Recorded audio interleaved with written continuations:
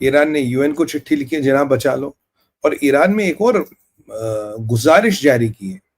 Iran कहता है जी हम कोई शुरा काउंसिल का मेंबर है, और शुरा काउंसिल में ये सारे इस्लामिक देश आते हैं।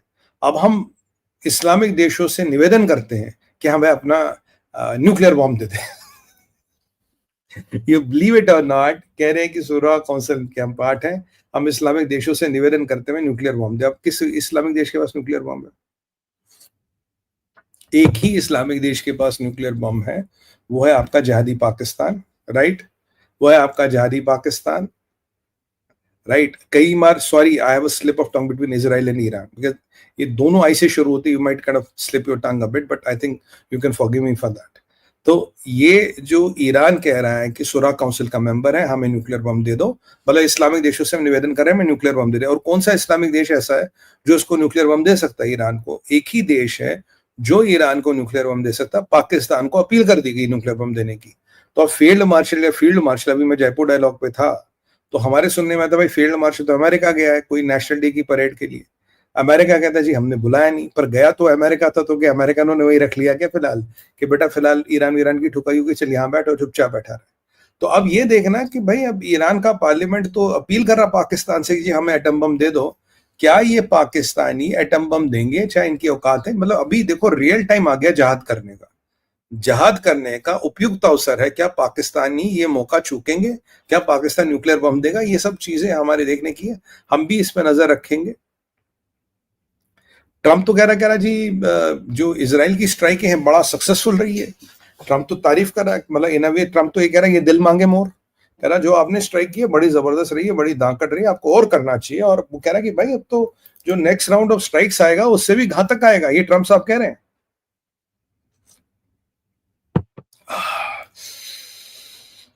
और ये मैंने आपको बता दिया था, इनके जो डिफेंसेस को आईडीएफ के अंदर आने से पहले ही मोसाड की टीमों ने बिल्कुल खत्म कर दिया। बाय द वे इनका एक इंपॉर्टेंट एयरबेस है केरमनशाह। केरमनशाह एयरबेस को भी खत्म कर दिया गया है, eliminated, not attacked. Kermanshah is eliminated. इनका बड़ा स्ट्रेटेजिक एयरबेस है, जैसे पाकिस्तान का नूर खान मानिए आप, वैसे इनका केरमनशाह एयरबेस इज एलिमिनेटेड। सुनने में है कि आईआरजीसी का कोई नया कमांडर बना है, पर नाम अभी मेरे हाथ नहीं लगा।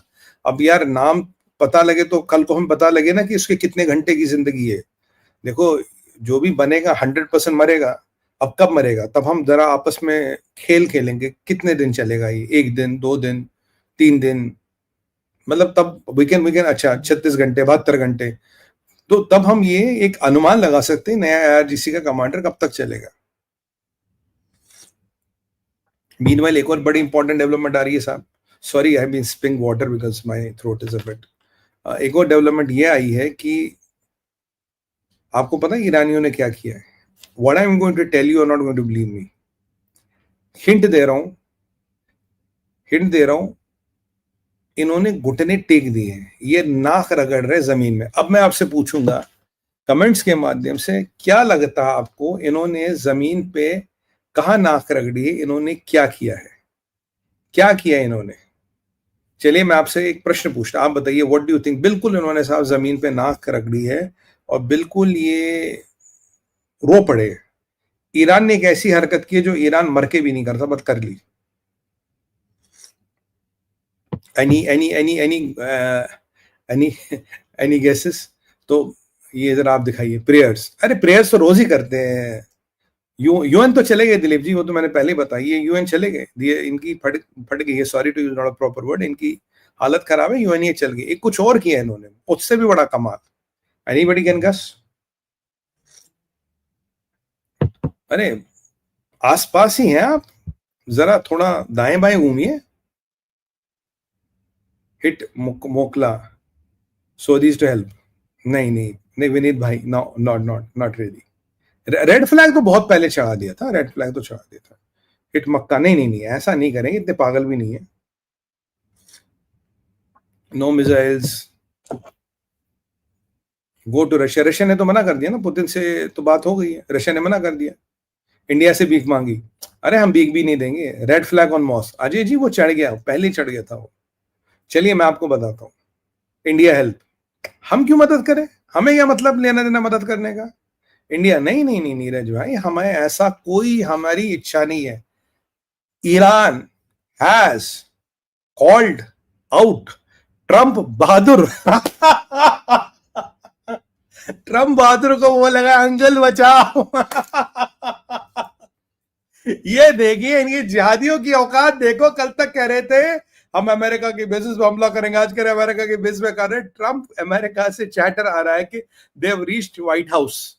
ये जब इन इस्लामिक देशों की वाट लगती है ना, ये पापा को ही फोन करते हैं अमेरिका में, पापा बचा लो. सब ट्रंप को फोन करे, अंकल दे बचाओ, because there's a very confirmed intel that they have reached White House. They are trying to reach Trump to save them.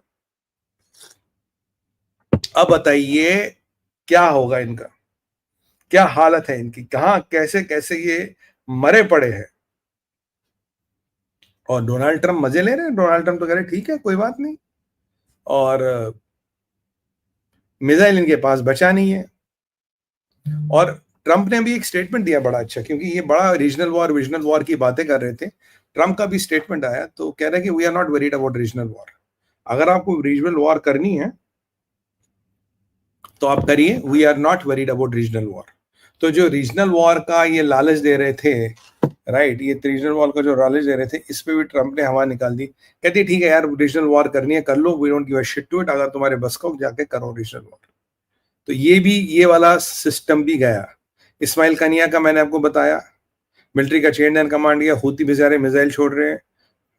Allegedly संभवतः खमेनी के एक घर पे मिसाइल दाग दी गई है. ये रेड लाइन पार कर दिया गया है. खमेनी के घर पे मिसाइल डालने का मतलब इजराइल बहुत स्ट्रिक्ट मैसेज भेज रहा है कि इजराइल मींस बिजनेस. इजराइल आपकी बात छोड़ेगा नहीं, इजराइल आपकी वाट लगाएगा. आप कृपया अपनी औकात में रहे. बाकी ट्रंप से बेंजामिन नेतन्याहू ने कहा सर अगर आप साथ आए तो हम ऐसी परिस्थिति बना देंगे कि अगली बार न्यूक्लियर की आपको डील ही ना करनी पड़ी. जब कुछ बचेगा ही नहीं तो डील काहे से करिएगा. आप टेंशन में क्यों ले रहे हैं. थोड़ा हमारा 1-2 दिन साथ दे दीजिए, वो अपना B4 दे दीजिए और GBU 75 दे दीजिए. तो जो भी बचा कुचा माल मसाला है, हमने 80% सफाई तो कर दी है, जो भी बचा कुचा माल मसाला उसकी भी सफाई कर देंगे. And then let's call it a day, because that is what you want ultimately. We don't want them to have any nukes. That's a common thing which we don't want to have. पूरी दुनिया में Iran के साथ कोई नहीं है. Even Islamic countries में nobody is daring to stand with Iran. हाँ, यूएई कतर ने जरूर कुछ बदसना की, और मैंने आपको ये भी बताया था 7 अक्टूबर 2023 जो हुआ उसमें ये माना जाता है कि कतर ने को पता था और कतर ने उसकी फंडिंग भी की थी. ये इंटेल के रिपोर्ट्स आए. कतर का भी सेटलमेंट होना बाकी है. बाकी इनके पास F4 फैंटम्स है और जिस बेस पे वो थे उस बेस को भी का निशाना बनाया गया. अब उन F4 में से कितना उड़ेगा, कोई उड़दा भी है, कोई उड़ने के लायक भी, वो हमें नहीं पता. Because I think that base is also decimated. और मैंने आपको करमनशाह एयरबेस जो इनका बड़ा इंपॉर्टेंट है, like Noor Khan of Pakistan, that is decimated. Tabriz में ब्लास्ट पे ब्लास्ट हो रहे. नेटन्स पे जो इनका सबसे प्रोमिनेंट न्यूक्लियर इंस्टॉलेशन साइट था जहां ये सेंट्रीफ्यूग्स लगे थे, उस पर मुझे लगता है 8वां 10वां अटैक कर लिया उन्होंने. मतलब बिल्कुल मिट्टी तक उसकी जला रहे हैं. और जो उसके अंदर लोग थे वो सारे गए, दे ऑल पॉसिबली डेड. और अब जो लिस्ट आई है, कम से कम 10 जनरल से 20 जनरल और 10 से 20 न्यूक्लियर साइंटिस्ट और प्रोमिनेंट लोगों को इजराइल ने खत्म कर दिया. इजराइल कह रहा है कि जी मेरा ये हमला आने वाले 3 हफ्ते तक चलेगा. बेंजामिन नेतन्याहू को पूरी दुनिया से सपोर्ट मिल रहा है. और now people with in Israel are saying we are lucky we have Benjamin Netanyahu as a prime minister. और नेतन्याहू ने क्लियर कहा भाई हमारे एग्जिस्टेंशियल क्राइसिस था, we did not want them to have a nuclear bomb.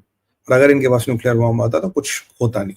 But सवाल एक बात है कि क्या ईरान का मिलिट्री चेयर ऑफ कमांड ध्वस्त हो चुका है. देखिए, अगर आज सुबह से 100 शाही ड्रोनों का कुल अटैक हुआ, 12 घंटे हो गए, तो समझिए इनका मिलिट्री कमांड चेन पूरा खत्म हो चुका है. और what we know is only about the top generals. हमें तो पता ये कयानी मर गया, ये गुलाम अली मर गया, बागदीर मर गया, सलामी मर गया. We know only about the top generals. But ये जो कर्नल, मेजर, कैप्टन, लेफ्टिनेंट, जो उसके लेवल के ऑफिसर्स होते हैं और जो सिपाही होते हैं, उनमें से कितने गए उसका तो कोई हिसाब ही नहीं है.